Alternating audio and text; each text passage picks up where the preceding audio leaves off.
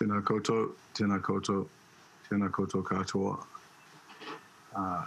No mai haere mai o tēnei hui. My name is David Small, and I'd like to welcome you to this webinar. This is a fireside chat model, which will take the form of me introducing the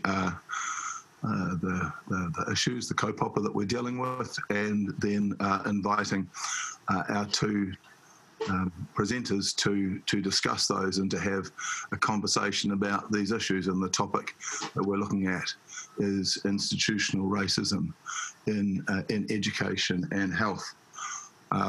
So I thought I'd just start by introducing myself. As I said, my name's David Small. I'm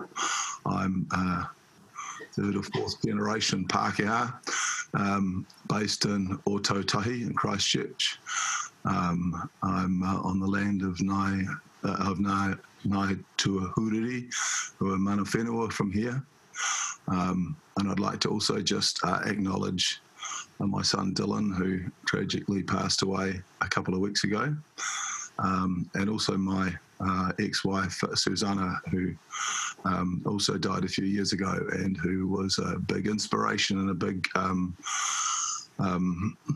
mentor to me for understanding a lot of these issues. Just for my background, I'm an academic in the School of Educational Studies and Leadership at the University of Canterbury. I guess my involvement in this issue of institutional racism is that I've had a long involvement in both an academic and in a social movement sense of working within Pākehā organisations, most of which don't recognise that they're Pākehā organisations. They think they're just organisations. The anti-apartheid movement initially, Corso, I worked for Corso for many years, other third world solidarity groups that I was involved in, lots of other social justice groups in New Zealand.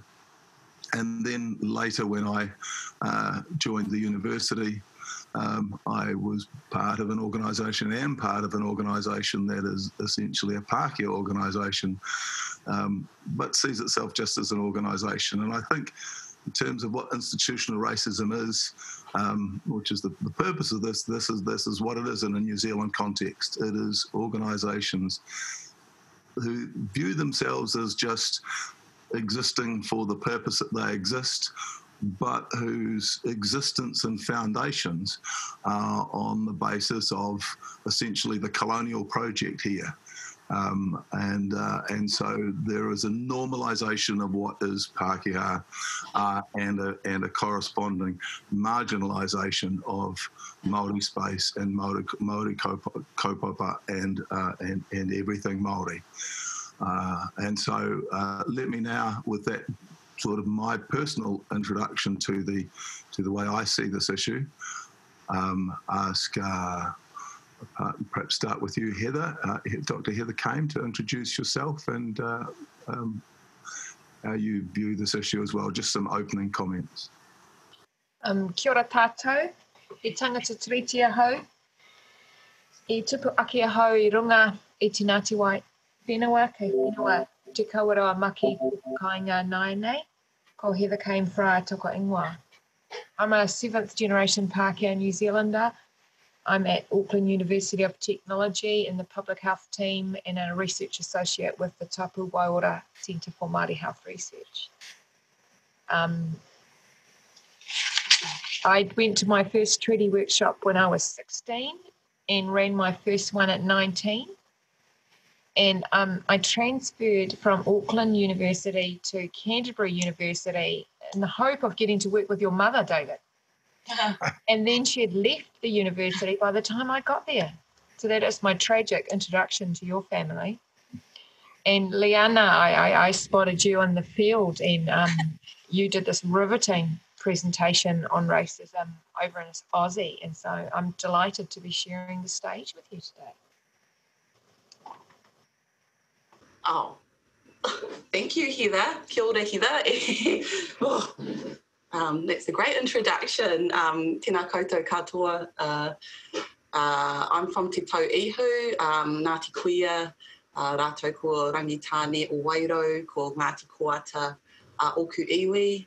I grew up in Blenheim and I came to Wellington to do my undergrad. I've been a teacher in about 3 secondary schools across New Zealand, and through those teaching experiences, through my own experiences, through those of whānau, I wanted to pursue postgraduate education to understand what I was experiencing and some of the tensions that we know New Zealand education poses for rangatahi out there. So I went into postgrad, and I'll talk more about that later, I guess. But I'm currently working in a project called He Taonga Te Wareware, Remembering and Forgetting New Zealand's Colonial Past. And again, I'll talk about that later. But yeah, really grateful to be here, and especially presenting alongside Heather and David. Kia ora. Kia ora, kia ora kōrua. Okay, well, our topic here is to look at institutional racism in health and in education. Should we, perhaps if we just start and step back a little bit and just talk about institutional racism in general? What is institutional racism? I think, the notion of racism, I find it's a word that people don't like to use very much. There's all sorts of other euphemisms people use instead of saying racism. The latest one is unconscious bias. It's all sorts of things, but I think as a sort of a softening of the term, and there are important elements of racism that, in my view, the notion of institutional racism identifies. And I think, for me, one of the strongest things about institutional racism is that although it encapsulates the actions of individual people, some of which are quite bad, it transcends those as well. And so you can have institutions that are institutionally racist, even though good people are working within those institutions, but the actual foundation and orientation and ethos of those organisations is still fundamentally racist. Would either of you like to comment about that, either in general or in relation to either health or education? Well, I just want to start off with saying I think it's useful to acknowledge all the people in the crowd and the person who's already written in, the people that have been experiencing racism, that have been targeted by racism. And Yasser was talking earlier about little r racism and big R racism. And by big R racism, he was talking about institutional racism. And big R racism is about kind of how big institutions just squeeze out everything that isn't white, and they're profoundly monocultural. And racism looks different in different places. And in New Zealand, it's just about this overwhelming whiteness. And it's about power and Pākehā perceptions and things being privileged and others being disadvantaged. So, yeah, I'm going straight to you, Liana. Oh, no, yeah, totally agree with that. And it took... Yeah, what I'll probably want to start with is saying that it took me a long time to see that big R racism. I certainly didn't get into I didn't get into postgraduate study actually looking to examine racism. I went in, I wanted to find out what these tensions were about, particularly around teaching English in secondary school environments. And as I started talking to other Māori who were working as secondary school teachers teaching English, I came to realise that the things that I was experiencing or feeling, they too were experiencing and feeling them. And when I started to collate all these tensions, these issues that they were bringing up, then it was then that I started seeing this big R racism, started seeing the way that the institution is a beast unto itself, that mediates or, works everyone inside it. So I think it's really important to differentiate between the two for a whole lot of reasons. In solidarity, I guess, we can draw attention to these bigger structures or frameworks that are working to control the way, the experiences that we have inside of teaching and health. That was really illuminating for me with my study. Was it certainly about one group of, it's about that, it's serving particular people's interests to have a system set up the way it is. Yeah, absolutely. And I guess in education, so I ended up, should I talk a bit more about my study, or getting into the meat of it now?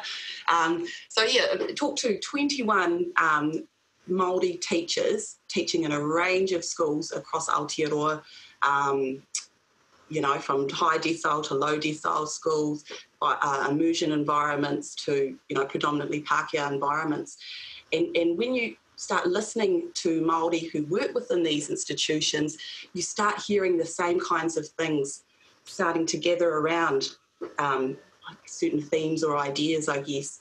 And so my study didn't start out to look at those tensions, but it certainly became, well, what are they about? And it was a really therapeutic, I suppose, experience to start acknowledging or saying, well, yes, these things that really hurtful, that are harmful, actually do tell a bigger story. And so from there, I was able to think about the shape of what this bigger racism looks like in New Zealand and Aotearoa.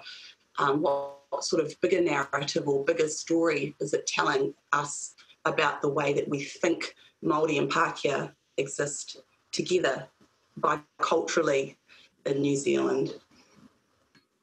Kia ora, Liana. I think, you're talking about these, talking to these different Māori teachers and so on who have their own isolated experience, and one of the benefits of the sort of research you're doing is that those stories become combined, and you find that there are common patterns there, which is related to the comment in the chat box too about the experience of racism on a board of trustees. And I think one of the difficulties is that when you have these institutions that are fundamentally Pākehā institutions, and you have Māori on them, or even sometimes people who are trying to at least advance a decolonising agenda, but particularly if they are Māori themselves, that there is that those people often find themselves isolated. And they come into an institution where there are already established ways of doing things, and these people are seen as causing trouble and insisting on things, and there are all sorts of kind of bureaucratic and institutional reasons for these sorts of organisations to not change and to remain the way they are. There are all sorts of justifications for them. And I think that the experience, as was mentioned in the box there, is that that's a very isolating and marginalising and racist experience when you're a lone voice in those sorts of institutions and trying to make things happen. I suppose from my perspective in the university, when you were about to come, Heather, to Canterbury, there was probably only about 2 Māori academic staff, maybe 3, Jonathan Manefioke and Rose Parker, maybe one other, in the whole institution. And those Māori staff then, they had to do everything. They were like the go-to people for everything to do with Māori student support, Māori policy, all the rest of it. And they were just having to kind of bash their heads against brick walls. And I don't know if this is the same, probably the same with Māori isolated trying to change things within health institutions as well. But people in isolated ones and twos in very, very difficult circumstances. And I think what we've seen in recent years is that there's been more kind of institutional recognition of some of those sorts of things. And so there are sort of official pro-Māori policies that are there. But the issue now is how much that actually translates. One of the questions I think is how much that actually translates into genuine change. To what extent are those institutions that began life and still are essentially Pākehā institutions, to what extent are they actually able to be decolonised? Would either of you like to comment on that? Well, I think that thinking about, because Dominic O'Sullivan was speaking this morning, and so Dominic says that there's tēnā rangatiratanga outside of the Crown and there's tēnā rangatiratanga inside the Crown, which by extension means there's tēnā rangatiratanga within these so-called Pākehā institutions. So we need to keep coming up with more sophisticated ways that can accommodate the complexity of that experience of Māori that go and work in Crown agencies. But I think that in the health sector, what we've found through the Waitangi Tribunal Y2575 report is that even when the policy looks okay on the outside to people and people are comfy with some of it, I mean, they found that health policy since 2000, when the Health and Disability Act came through, all the way through to 2019, was non-treaty compliant. So it did not uphold Te Tiriti Waitangi. And so there's this big gap, even when the policy to some people looks fine, that policy in the health sector has not been upholding Te Tiriti. And certainly even the policy that we have had, my research and listening to my Māori mates has consistently showed the gap between what the policy says and the actual practice. So we've got like tiers of gaps and incompetence and non-compliance, which is part of how the racism is enabled. Yeah, absolutely. Like, I think that gap between policy and what is happening in the everyday culture of the institution needs to be examined. We need to drill down to what we are doing, actually doing, that is supposedly making relations between Māori and Pākehā more equitable. I want to segue here a little bit, if it's all right, to thinking about this narrative, or this way that we think about the relations currently in schooling anyway, through my PhD, was that, and I'm going to go back now and talk about what Professor Joanna Kidman and Dr. O'Malley said previously. So if you've been following these webinars, you'll know that they were speaking about why we should teach New Zealand histories. And that's if you, particularly when I looked at the school system, we kind of enact things in a way, or we relate to each other in a way in the classrooms that sort of supposes that these violent histories now don't affect the way that we look at schooling today. And that's called silencing. And pretty much the way that our school system is set up is in a way to think that we're all good now, Māori and Pākehā are equal, and Māori interests are now being included. But we're doing it in a way that doesn't really acknowledge that actually in the past was really horrible. Like, there were some really hard things that happened, and that seeps into our institutions. And so I think, going back to what you said, Heather, we have these policies now. We look to include Māori and other minoritised groups, but we're not actually getting at the underlying kind of really uncomfortable, difficult stuff that drives our society today, and that actually our institutions revolve around too, which is thinking that Māori and Pākehā, you know, everything's all good now, that we live harmoniously, but actually there is a lot of cultural bias in our institutions that we need to acknowledge and then, you know, change on different levels, like you say, the policy framework, but then also within the institutions we can do things. And so going back to this introduction of New Zealand history, that's a real opportunity, I think, to start, you know, honestly owning up to some things that have happened that we can now address and change within our institutions. Okay.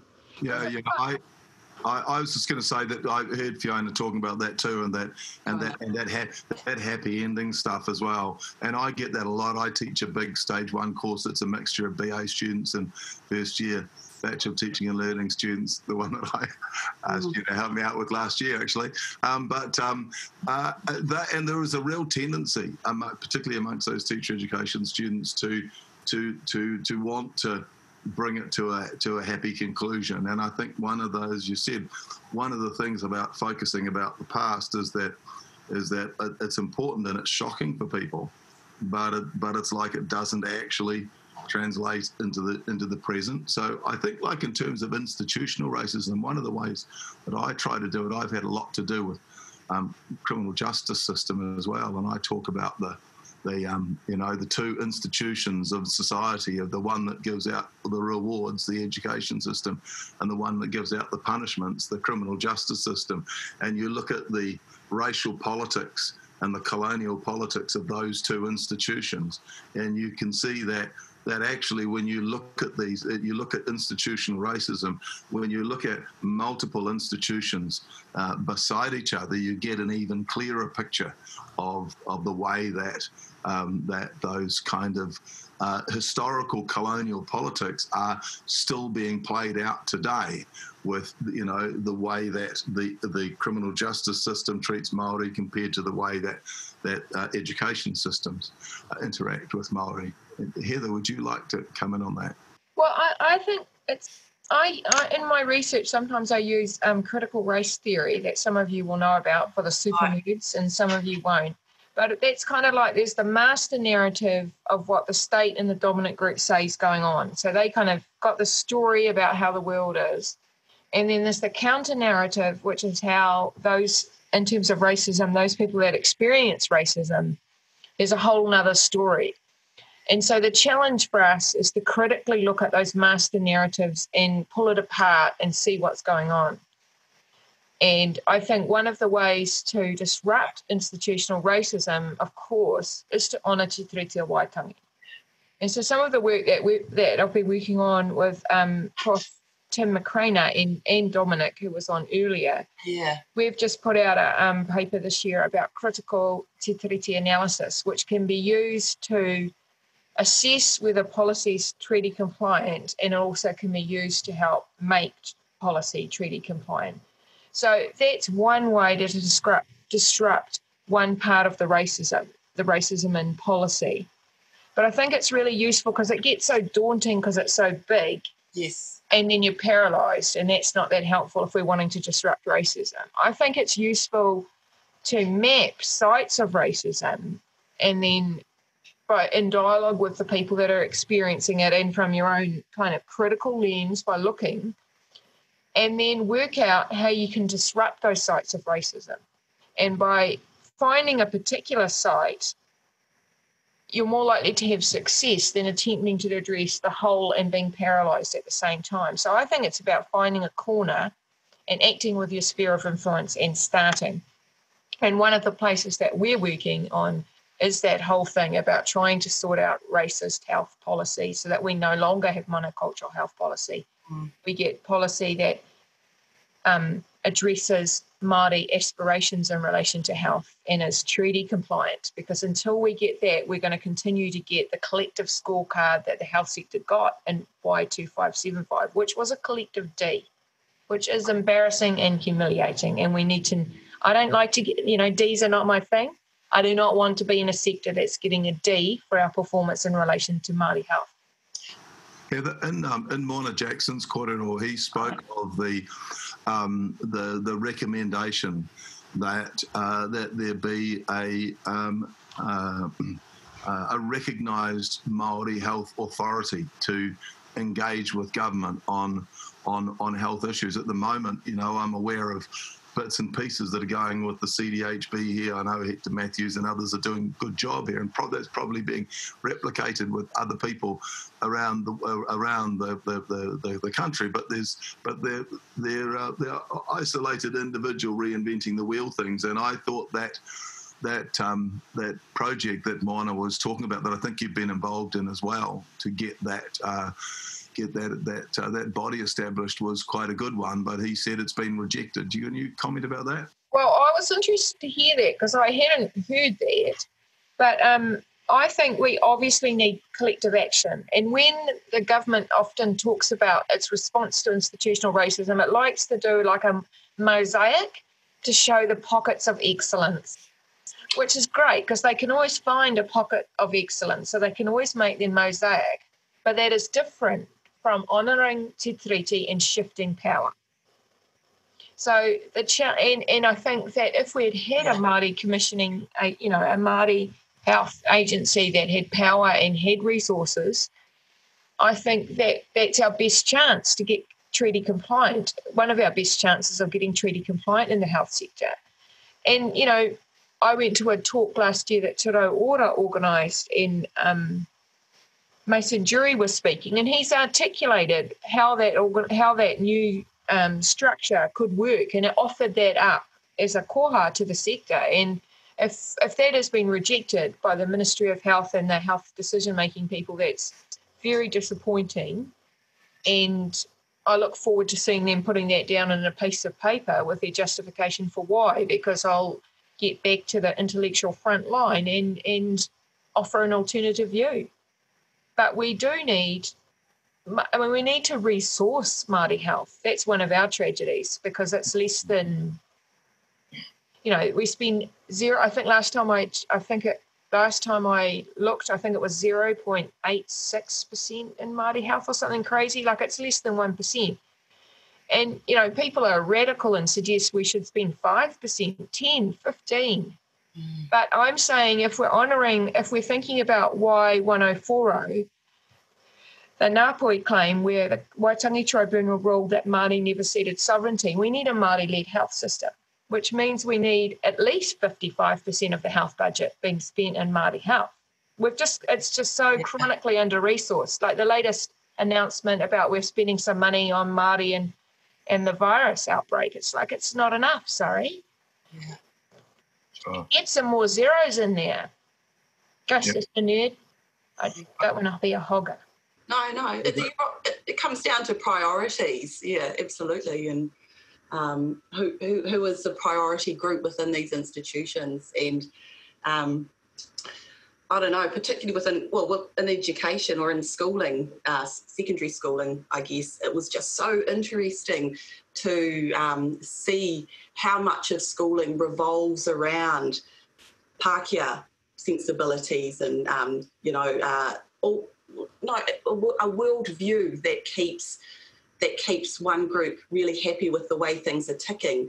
And so, structurally, when institutions are designed to keep one group of people happy, then of course 5%, 10% is going to seem reasonable, and so these institutions do need to challenge that whiteness that is the centre in which the culture of institutions revolve around. And I suppose in my study, particularly within a classroom that had mostly Pākehā students, what I saw was the way that their emotions and that their way of viewing the world when it came to talking about colonisation, issues of racism, we soften things, we make things seem better, and to protect these students. And I mean, as teachers, you want to do the best you can do. In particular, you want students to engage with assessment, to do well. And so, if there's a risk of turning those ears off from learning about some of the truths about how society functions in a racist way historically and today, then it's really difficult to be a teacher and to try and do that. I think one of the difficulties was that when you talk about creating Māori space within the education system, that is, that everybody knows is important for Māori learning, that's defined as Māori space. But the other space is never defined as Pākehā space. That's just space. That's just everybody's space.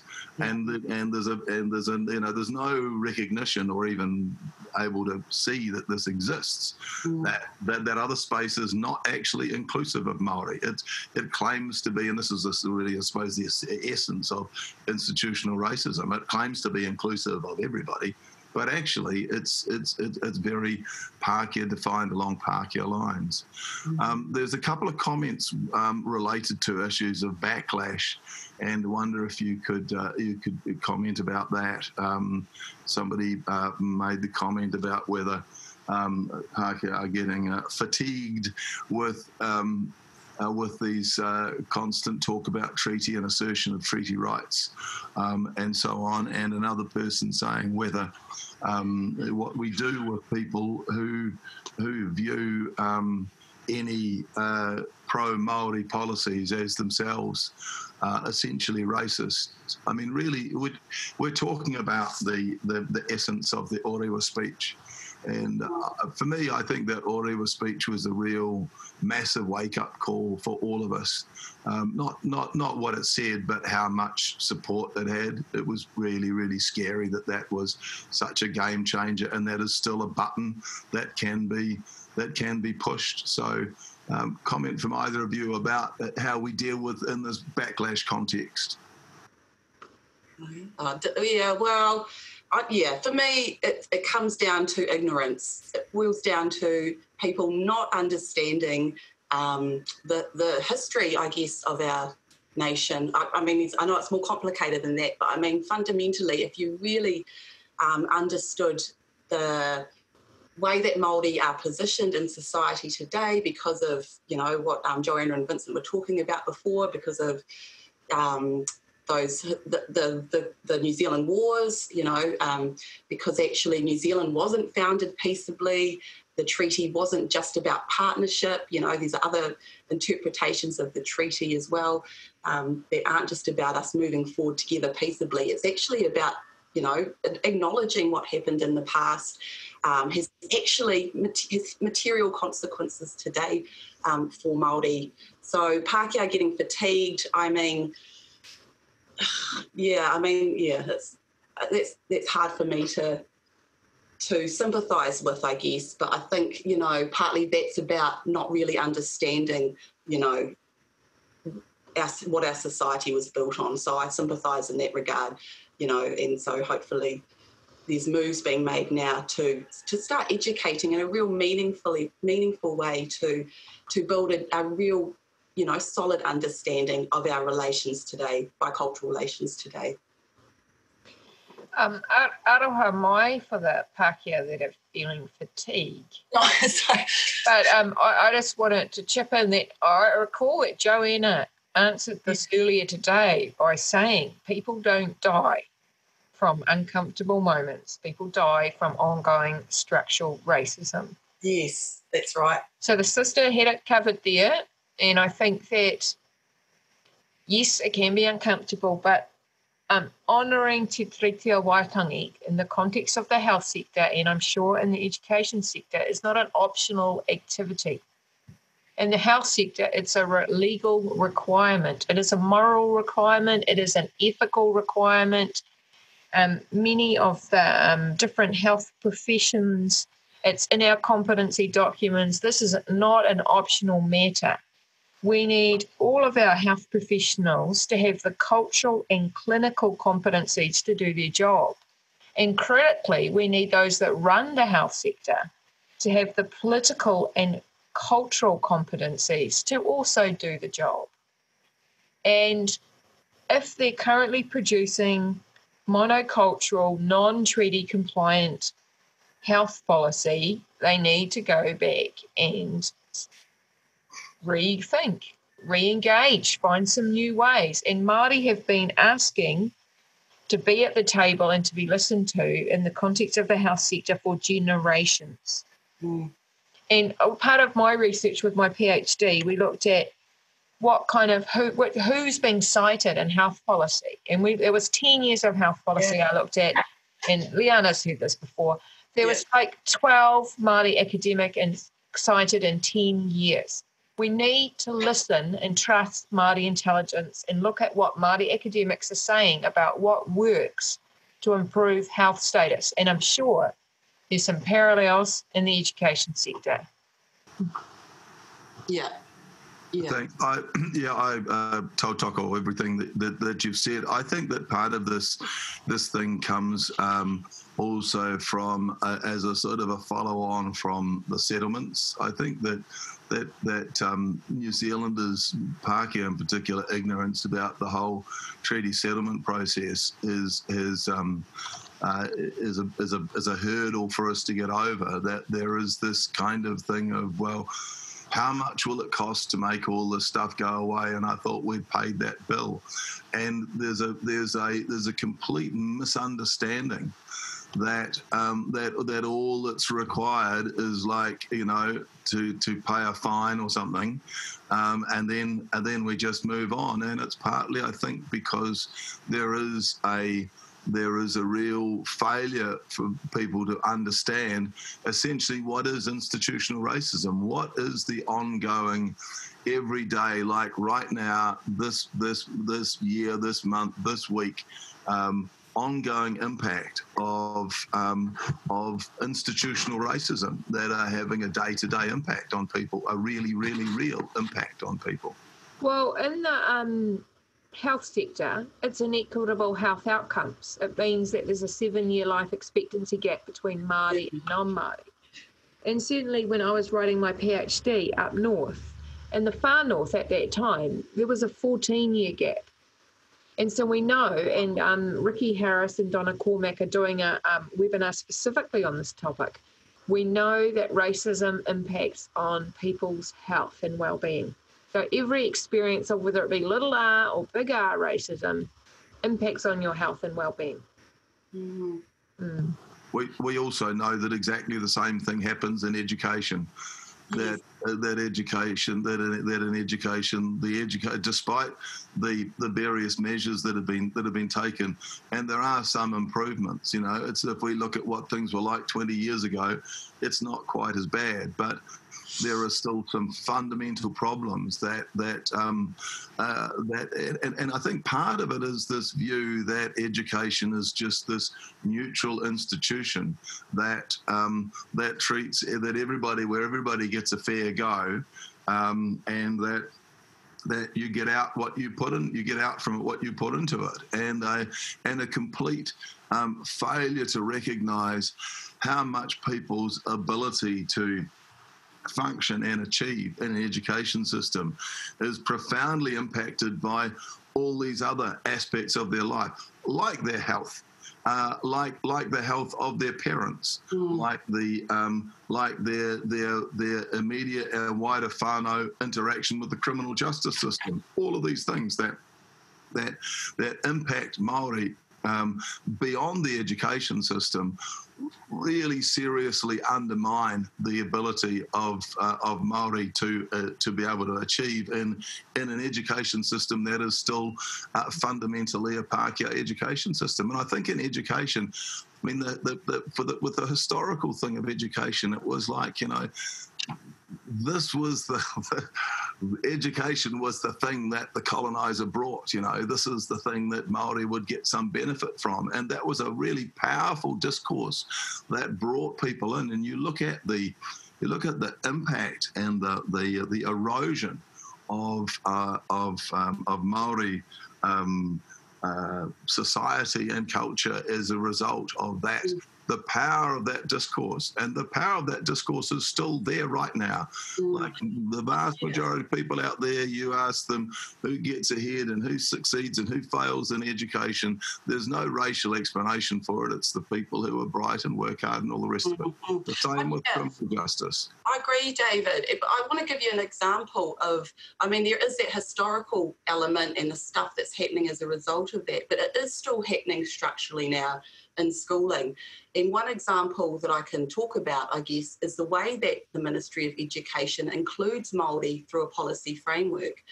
And so at the moment, you know, Māori interests are included through culture and ethnicity, and there are policies that come out through culturally responsive pedagogy, I suppose, as a way of addressing, you know, this achievement disparity that's happening at the moment.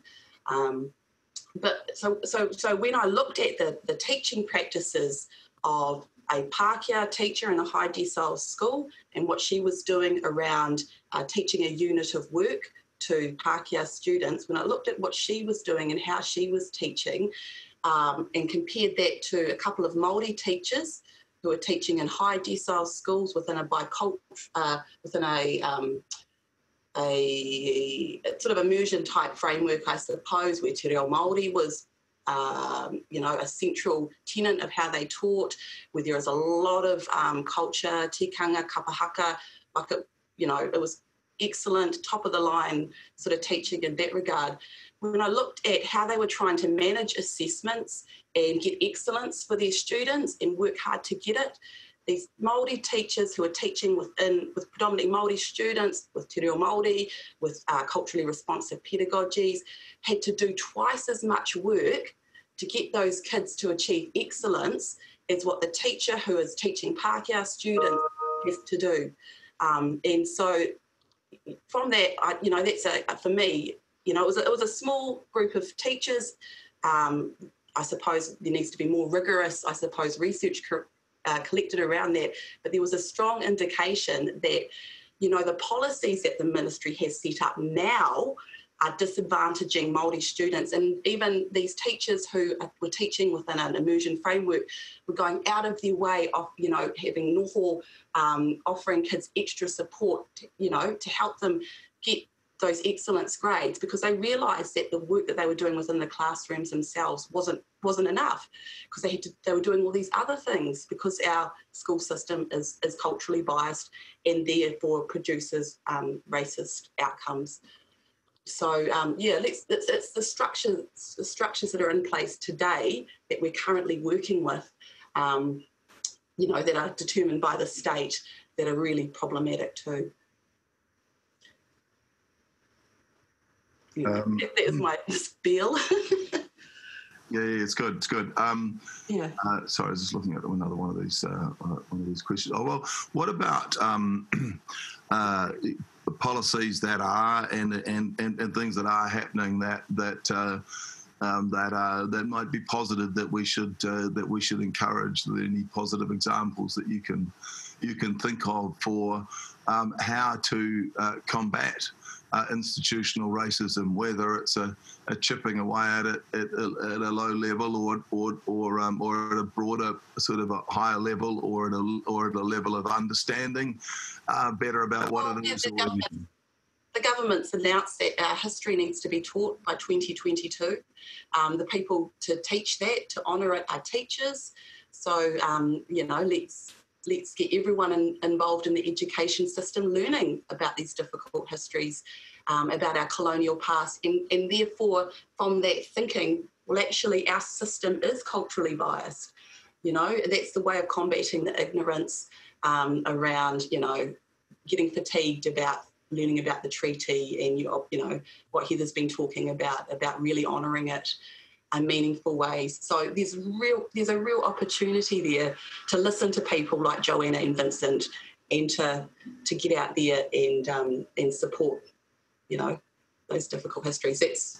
I think that's a real challenge. I mean, it's a good opportunity, but it isn't just a matter of, like, you know, relaying information to people. It's a mindset radical transformation of people.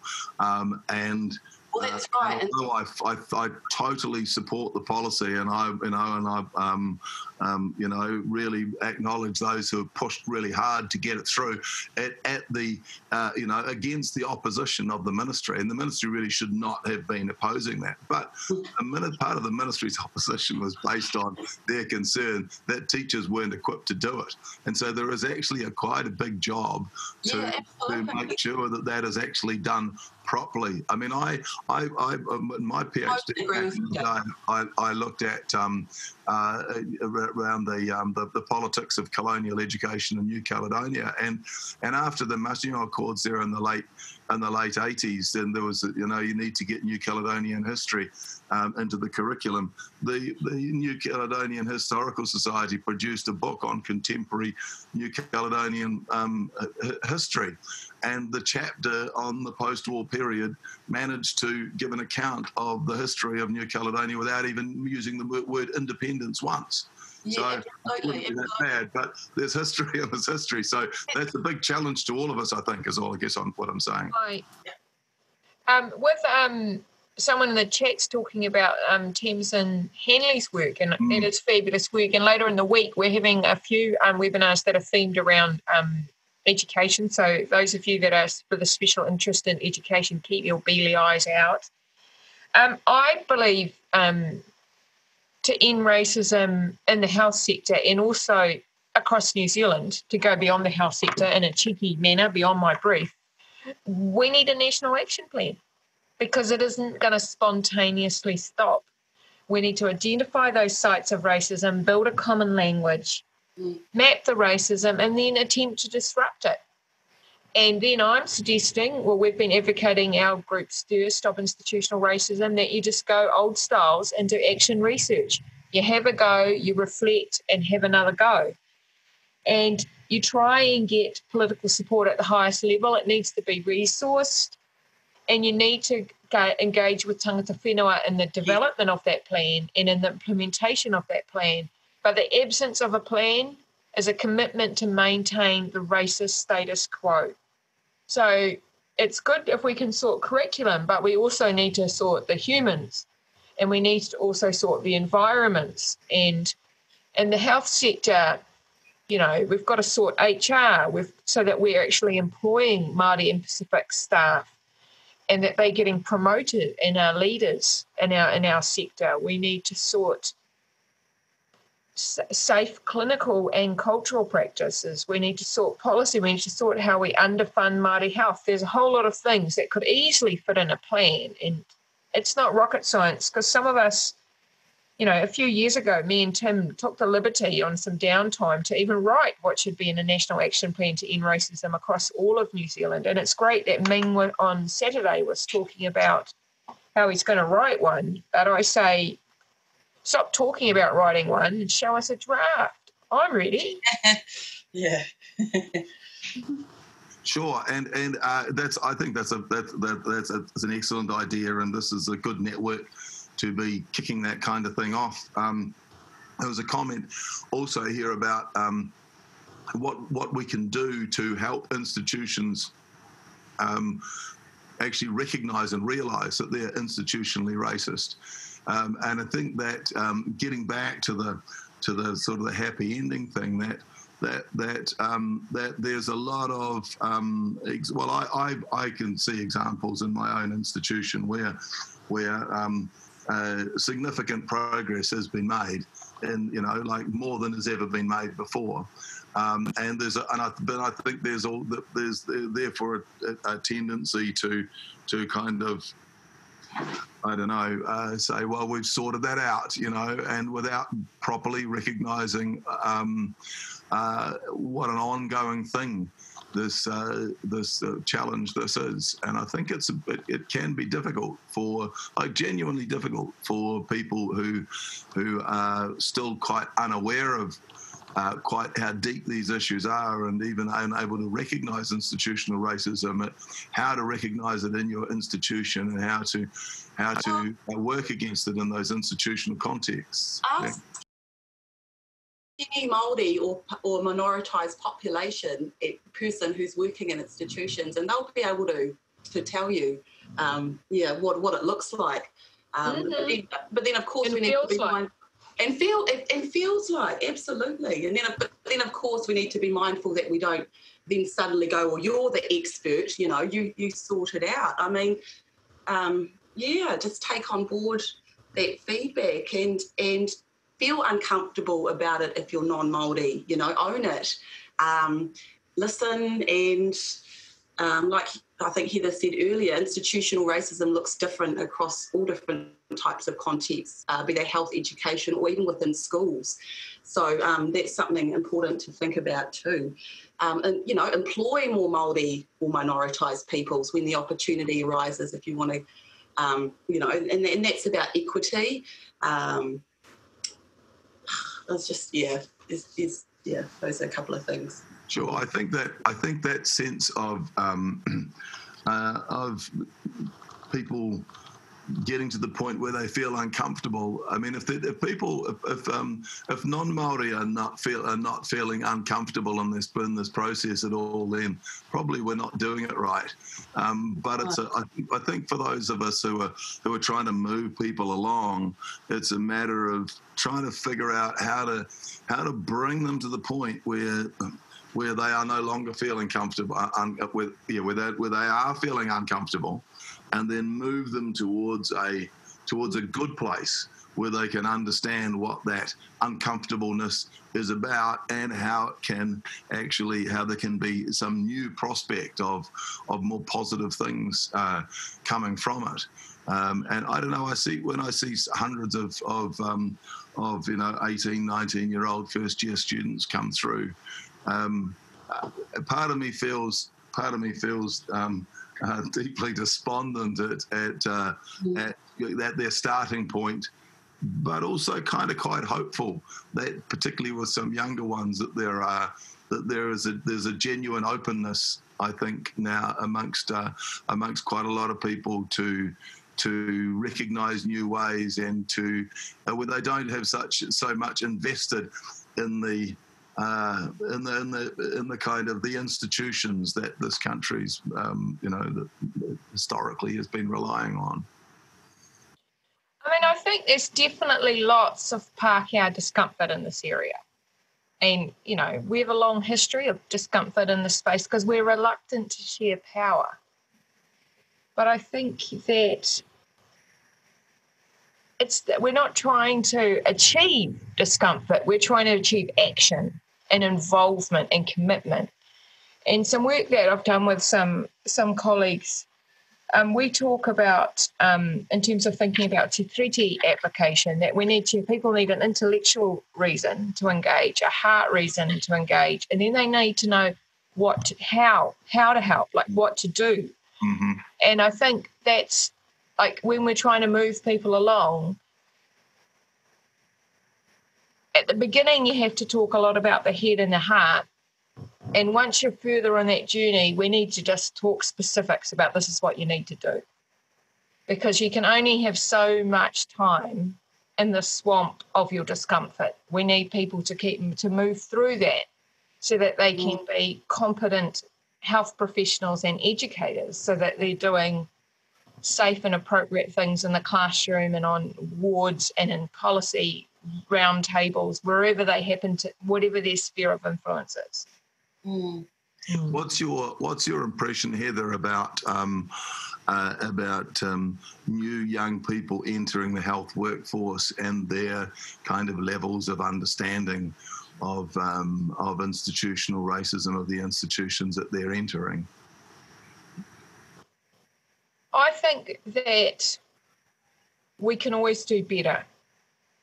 And I think one of the tensions of us creating new grads that know more than ever before about institutional racism is that they're going off into workplaces that are still catching up.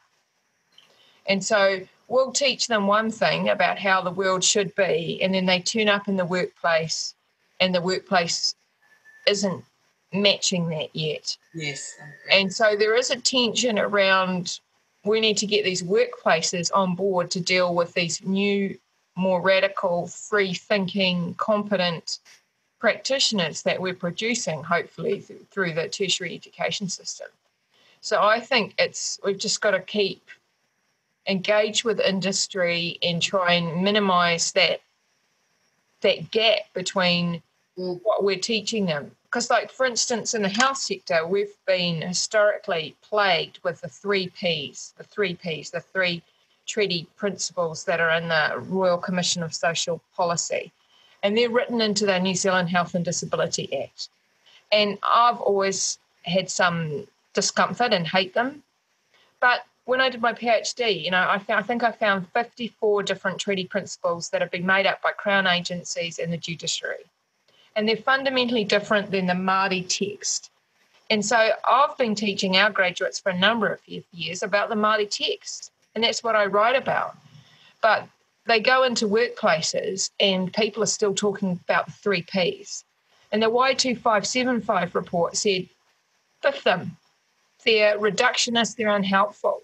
So we've got to let go, we've got to do some unlearning in the health sector so that we've got enough room that we can relearn again and stay in dialogue with Māori and realise that treaty thinking is evolving and it's not static and you don't learn it once and it's done. It's a lifelong process. I agree that, you do all this good stuff when you're training teachers and then they go out into schools that have this sort of culture that's been running for years and years. And as a new teacher, you don't want to, ruffle feathers. You want to fit in. You want to learn. You're really keen. You want to help the next generation. And so if we don't teach about that in teachers' training institutions, if we don't talk about the politics of these institutions and the way that they circulate things in a way that caters to a particular worldview, a Pākehā worldview, then it's really tough for them. Maybe as part of the ongoing registration of new teachers, there's forum for them to talk about that, to get together collectively, to think about how they can continue to disrupt those old ways of thinking about the treaty in schools. That's really important. True confession, I've been teaching this stuff for a long time, and I had a group of international students this year, seriously, in January this year, who one of my grad students had been taking them for the summer course, and one of the things they were talking about was the treaty. And one of my colleagues came into the class, somebody I know came into the class, and said, "Oh, you've been learning about the treaty. So the treaty, what are the things the treaty's about?" And they said the three Ps. And seriously, I'd never heard of the three Ps before, and neither had my student. I was horrified that this was the multi-choice question on name the three Ps. It was like, what the hell? Who on earth said that? And then I had a look, and I found the thing you were referring to, Heather, that critique of it. I mean, I was horrified that was the way it was summarised, and then you see it everywhere. It's a dreadful characterisation of what the treaty stands for. It's appalling. Mm-hmm. But just on that issue of those new nurses and new health workers and new midwives and new teachers, I wonder if something could be gained by getting some kind of network of those students, because not all of those first year students are going to make a priority of this. Some of them, they'll just do it for their education, to get their registration. They'll get their job and they won't care about it. But there will be quite a few, as you say, Heather, who go out into those places and health things and find the workplace is bad, or what you've talked about with your people you've spoken to as well, Liana, and maybe a network where those people could communicate with each other and share their stories and reinforce their ideas that where they've got to, they're not crazy. They are actually in an institution that hasn't caught up, and they can support each other and so on and learn from each other on how to chip away, because it would be a pretty, you could imagine those sorts of workplaces would be a pretty dispiriting place for some of those new educators and health workers to be engaged in. Hi. Yeah. any other? We're kind of getting down to our last couple of minutes. I'm just. What are the 3 Ps? I answered that question on the chat. Oh, you did? Okay, right. Yeah, participation. Multitasking, sorry. All right, yes, you did too. And somebody said, Tim, kia ora, Tim, some networks are already in place. So maybe it's also a matter of those who know about these educational institutions to plug people into those institutions that are in place. Just in relation to the chat, and there's some links on there, and I've got a link that I'll put up as well, and other people might on the subject. This chat will disappear when the group ends, and so I'll put up a couple, and other ones will as well, and then do a copy and paste if you like. We'll get one for when the recording comes out, but if you do want to copy those comments as well, get them before they vanish. Any final comments from you, Liana or Heather? No, thank you. Just keep going, and just, I'm fully invested in this idea that if we are less ignorant about our history as a country, then that will trickle into thinking about reframing the way that we run our institutions, because they're not culturally neutral. They do serve to benefit one group over another in New Zealand society. So, the very least we can do is learn about, the New Zealand wars and start going down that track. Yeah. Got it. And I'm just going to do a shameless sign-up request. For those of you in the health sector, if you haven't already, please join STIR, Stop Institutional Racism. We're one of the partners of this DCOL 2020, and we're a bunch of folk that are committed to ending institutional racism in the public health sector. And no mai, haere mai, we would like a hand, because there's not that many of us and it's a big job. But definitely, if you're feeling up for it, have a go at challenging the racism, but make sure that you do it with a friend. Don't do it by yourself, so that you make an informed decision that you're ready to deal with the consequences and the pushback if there is it. So be strategic, be careful, take action within your sphere of influence. Know that you're not alone. Kia ora. I put a link up there to some work I've done on this recently. You're welcome to have a read of it. But just finally, kia ora kōrua. Thank you both for your participation, and thanks everybody, or for the participants for yours as well. I hope this has been a useful contribution to the conversation, and look forward to more talk and more thought and more action on this subject. Ka kite. Ka kite.